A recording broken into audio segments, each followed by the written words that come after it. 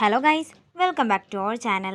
Episode ആരംഭിക്കുമ്പോൾ കാണിക്കുന്നത് നെല്ലിശ്ശേരിയാണ്. സന്ദീപിന് അണിയാനുള്ള വസ്ത്രം കൊണ്ട് കൊടുക്കുകയാണ് സച്ചി. നിനക്ക് എന്നെ വിശ്വാസമുണ്ടോ ഇല്ലയോ എന്നൊന്നും എനിക്കറിയില്ല, പക്ഷേ എനിക്ക് എൻ്റെ ഭാര്യയെ വിശ്വാസമാണ്.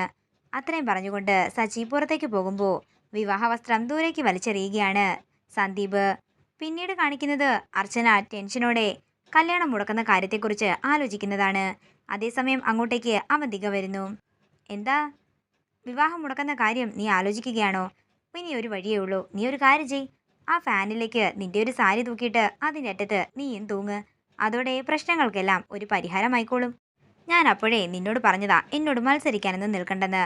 പിന്നെ മത്സരിക്കാനായിട്ട് ഞാനും ഇതിലൊന്നും ചെയ്യിപ്പിച്ചിട്ടില്ല. ഒരു മുഹൂർത്തം കുറിപ്പിച്ചു, അത്രമാത്രം. ഇതേ നടക്കൂ എന്ന് എനിക്ക് നേരത്തെ തന്നെ അറിയാമായിരുന്നു. അതേസമയം അങ്ങോട്ടേക്ക് അനഘ വരികയാണ്. വിവാഹ വേഷത്തിൽ അനഘയെ കണ്ട് ഒരു ഞെട്ടലോടെ നിൽക്കുകയാണ് അർച്ചന. ഏട്ടത്തി, പഴയ കാര്യങ്ങളെല്ലാം മറക്കാൻ നോക്ക്. ഞങ്ങളുടെ വിവാഹത്തിന് വരാൻ നോക്കാനും അനഘ പറയുമ്പോൾ ഈശ്വരൻ ഇവൾക്ക് നല്ല ബുദ്ധിയൊന്നും കൊടുത്തിട്ടില്ലെന്ന് അവന്തിക പറയുന്നു. നീ വേണമെങ്കിൽ ഏട്ടത്തിയുടെ അനുഗ്രഹം വാങ്ങിയേക്ക്. എന്താണെങ്കിലും വിവാഹം മുടക്കാൻ നോക്കിയ ഈ കാലുകൾ തൊട്ട് തന്നെ ആകട്ടെ നിന്റെ പുതിയ ജീവിതത്തിലേക്കുള്ള കാൽവെപ്പ്. ഇത് കേൾക്കുന്ന അനഘ അർച്ചനയുടെ കാൽ തൊട്ട് അനുഗ്രഹം വാങ്ങുകയാണ്. ഇത് കാണുന്ന അവന്തിക പറയുകയാണ്, എന്താണെങ്കിലും നല്ലത് വരട്ടെ എന്ന് നീ അനുഗ്രഹിച്ചു കാണില്ല. ഇവരുടെ വിവാഹം മുടങ്ങട്ടെ എന്നാകും നീ അനുഗ്രഹിച്ചിട്ടുണ്ടാവുക. എന്താണെങ്കിലും അതൊന്നും നടക്കാനേ പോകുന്നില്ലെന്ന് അവന്തിക പറയുമ്പോൾ അനഘ പുറത്തേക്ക് പോകാൻ ഒരുങ്ങുകയാണ്. പെട്ടെന്ന് അർച്ചന അനഘയെ പിടിച്ചു നിർത്തുന്നു. നിന്റെ ചേച്ചിയോട് എനിക്കൊന്നും പറയാനില്ല. നാക്കിനെല്ലില്ലാത്തവരോട് പറഞ്ഞിട്ടൊരു കാര്യവുമില്ലല്ലോ. എനിക്ക് പറയാനുള്ളത് നിന്നോടാണ്. എന്നിൽ നിന്ന് നിനക്ക് കിട്ടുന്നത് അനുഗ്രഹമാണെങ്കിലും ശാപമാണെങ്കിലും അത് നടക്കാത്ത കല്യാണത്തിനായിരിക്കുമെന്ന് മാത്രമാണ് എനിക്ക് പറയാനുള്ളത്. നിന്റെ ചേച്ചി നിനക്ക് വാക്ക് തന്ന പോലെ എൻ്റെ അനിയത്തിക്ക് ഞാൻ വാക്ക് കൊടുത്തിട്ടുണ്ട്. അത് കിട്ടാത്ത സ്നേഹം പിടിച്ചു പറിച്ചു കൊടുക്കാമെന്നല്ല, പകരം സ്നേഹിക്കുന്നവരെ ഒന്നിപ്പിക്കാമെന്നാണ്. അതുകൊണ്ട് തന്നെ ലവലേശം കുറ്റബോധമില്ലാതെ ഞാൻ നിന്നോട് പറയുക, ഈ വിവാഹം ഞാൻ എന്താണെങ്കിലും മുടക്കിയിരിക്കും. നിന്നോട് എനിക്ക് സഹതാപമാണ്. വിവാഹവേഷം വിഡ്ഢിവേഷമായി മാറുമെന്ന് നിനക്കാരും പറഞ്ഞു തരാനില്ലല്ലോ. അതിനെക്കുറിച്ചോർത്തുള്ള സഹതാപം മാത്രം. ഇത് കേൾക്കുന്ന അനഘ അമ്പരപ്പോടെ അവന്തികയെയും അർച്ചനയെയും മാറി മാറി നോക്കുകയാണ്. അത്രയും പറഞ്ഞുകൊണ്ട് അർച്ചന പുറത്തേക്ക് പോകുമ്പോൾ ദേഷ്യത്തോടെ നിൽക്കുകയാണ് അവന്തിക. പിന്നീട് കാണിക്കുന്നത് വൃന്ദാവനമാണ്. ടെൻഷനോടെ നിൽക്കുന്ന ആതിരയുടെ അടുത്തേക്ക് വന്നിട്ട് മീര പറയുകയാണ്, ഞാനൊരു കാര്യം പറഞ്ഞാൽ നീ അനുസരിക്കുമോ? മോൾ ഈ വിവാഹത്തിന് വരണ്ട. അത് വേറെ ഒന്നും കൊണ്ടല്ല, നമ്മൾ വിചാരിക്കുന്നത് പോലെ ആകില്ല കല്യാണത്തിന് നടക്കുന്നത്. അനഘയുടെ കഴുത്തിൽ സന്ദീപ് താലി കെട്ടുന്നത് കാണുമ്പോൾ നിനക്കത് സഹിച്ചെന്ന് വരില്ല. ഞാനും അതിനെക്കുറിച്ച് ആലോചിച്ചതാ ചേച്ചിയെന്ന് ആതിര പറയും. മീര പറയുകയാണ്, എനിക്കും പോകാൻ ഒരു താല്പര്യവും ഉണ്ടായിരുന്നില്ല. പിന്നെ അനൂപേട്ടൻ പറഞ്ഞതുകൊണ്ട് മാത്രമാ ഞാൻ പോകുന്നത്. തുടർന്ന് ആതിര പറയുകയാണ്, പക്ഷേ ഏട്ടത്തി, ഞാൻ എന്താണെങ്കിലും വരും. അവിടെ എന്ത് നടന്നാലും എനിക്ക് കാണണം. അച്ചു ചേച്ചി വലിയ അത്ഭുതമൊന്നും സൃഷ്ടിക്കുമെന്ന് ഞാൻ കരുതുന്നില്ല. അനൂപേട്ടന്റെ നിർബന്ധവും അച്ചു ചേച്ചിയുടെ വാക്കും കൊണ്ടാണ് ഞാൻ വരുന്നത്. അതുകൊണ്ട് ഞാൻ എന്താണെങ്കിലും വന്നിരിക്കും. കേൾക്കുന്ന മീര ദേഷ്യത്തോടെ അവിടെ നിന്ന് പോവുകയാണ്. അങ്ങനെ എല്ലാവരും പോകാനായി ഇറങ്ങുമ്പോൾ മീരയോട് ആതിര എവിടെയെന്ന് ചോദിക്കുകയാണ് അനൂപ്. അത് പിന്നെ അവൾ വരുന്നില്ലെന്ന് പറഞ്ഞു. അവളോട് ഞാൻ ഇന്നലെ പറഞ്ഞതാണല്ലോ വരണമെന്ന് എന്ന് അനൂപ് പറയുമ്പോൾ അവൾക്കാകെ വിഷമമാണെന്നും ഞാൻ അവളെ കൂട്ടിക്കൊണ്ടു വന്നോളാം, നിങ്ങൾ പോയിക്കോ എന്ന് പറഞ്ഞ് എല്ലാവരെയും പറഞ്ഞു വിടുകയാണ് മീര.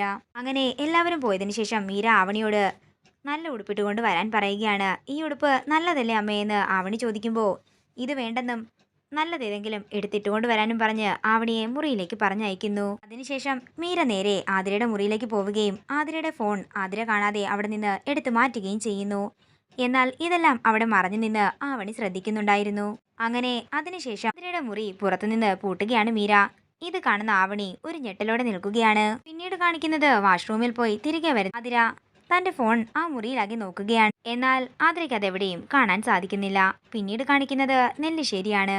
വിവാഹ വേഷത്തിൽ ഒരുങ്ങി വരുന്ന അനഘയെ കണ്ട് സന്തോഷത്തോടെ നിൽക്കുകയാണ് സേതു. ഇങ്ങനൊരു ജീവിതം എനിക്ക് തന്നതിന് നന്ദിയുണ്ടെന്ന് അനഘ പറയുമ്പോൾ സേതു പറയുകയാണ്, മോള് തന്നെയാ എൻ്റെ മകന് ഏറ്റവും യോഗ്യയായതെന്ന് എനിക്ക് കല്യാണം ഉറപ്പിച്ചന്നേ മനസ്സിലായതാണ്.